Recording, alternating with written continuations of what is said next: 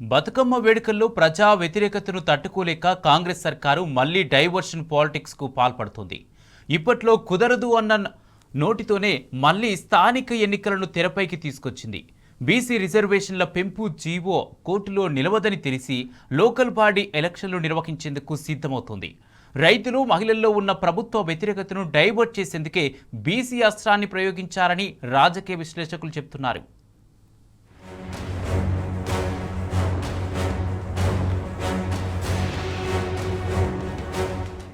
Urea కొరతపై రైతుల నిరసనల్ని divert చేసేందుకు కాంగ్రెస్ సర్కారు స్థానిక సంస్థల పాచికను విసురుతోంది. ఇప్పట్లో ఎన్నికలు ఉండవని చెప్పిన 24 గంటల్లోపే సీఎం రేవంత్ రెడ్డి మాట మార్చారు.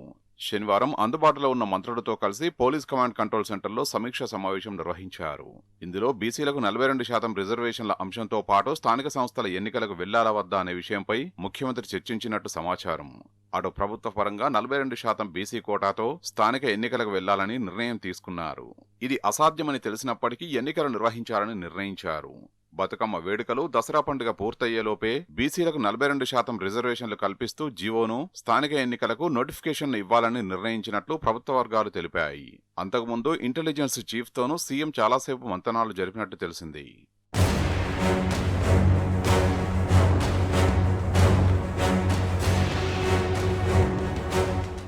రాష్ట్రపతికి పంపిన బీసీ బిల్లులు పెండింగ్లో ఉన్నాయి.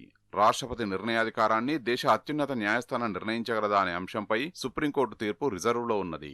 కనుక తెలంగాణలో స్థానిక సంస్థల నిర్వహణ సాధ్యం కాదని కోర్టుకు వెళ్లి గడువు కోరుతామని శుక్రవారం ఢిల్లీలో నిర్వహించిన మీడియా చిట్చాట్లో సీఎం రేవంత్ రెడ్డి ప్రకటించారు. కానీ శనివారం రాష్ట్ర ఇంటెలిజెన్స్ డీజీ శివధర్ రెడ్డిని కలిసిన వెంటనే ముఖ్యమంత్రి తన అభిప్రాయాన్ని మార్చుకున్నట్లు సమాచారం. కాంగ్రెస్ సర్కారుపై రైతులు, మహిళలకు ఉన్న వ్యతిరేకతను ఇంటెలిజెన్స్ డీజీ వివరించినట్టు తెలిసింది. ఎంగిలిపూల బతుకమ్మ పండుగ నుంచి సద్దుల బతుకమ్మ వరకు మహిళలు ప్రభుత్వం మీద నిరసన పాటలతో బతుకమ్మ ఆడేందుకు సిద్ధమయ్యారని, గణేష్ నిమజ్జనం రోజున ట్యాంక్ బండ్పై కేసీఆర్ డీజే పాటల్ని మించి ప్రభుత్వం ముఖ్యమంత్రికి వ్యతిరేకంగా గొంతు విప్పబోతున్నారని నివేదించారట. ప్రజా వ్యతిరేకతను డైవర్ట్ చేయడం మినహా మరో మార్గం లేదని సూచించినట్టు సమాచారం. దీంతో రేవంత్ రెడ్డి హడావిడిగా స్థానిక సంస్థల ఎన్నికల్ని తెరమీదికి తెచ్చారన్న చర్చ నడుస్తున్నది.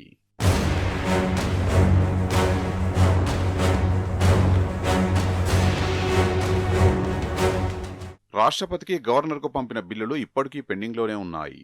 బిల్లులు పెండింగ్లో ఉన్నప్పుడు రాష్ట్ర ప్రభుత్వం సొంతంగా బీసీ కోటా ఉత్తర్వులు ఇవ్వడం కుదరదని పంచాయతీరాజ్ శాఖ అధికారులు సీఎంకు సూచించినట్టు తెలిసింది.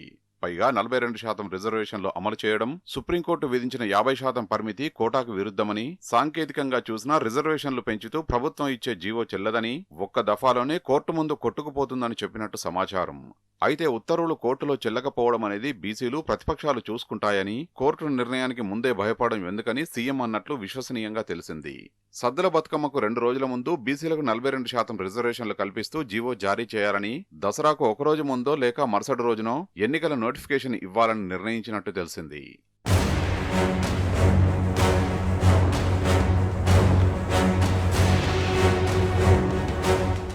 యూరియా కొరతపై రైతుల్లో నెలకొన్న తీవ్ర వ్యతిరేకతను డైవర్ట్ చేసేందుకే సీఎం రేవంత్ రెడ్డి మరోసారి బీసీ అస్త్రాన్ని ప్రయోగించారని రాజకీయ విశ్లేషకులు అంటున్నారు. న్యాయ సమీక్ష ముందు నిలబడని ఉత్తర్వులిచ్చి స్థానిక ఎన్నికల డ్రామాకు తెరలేపారని చెబుతున్నారు.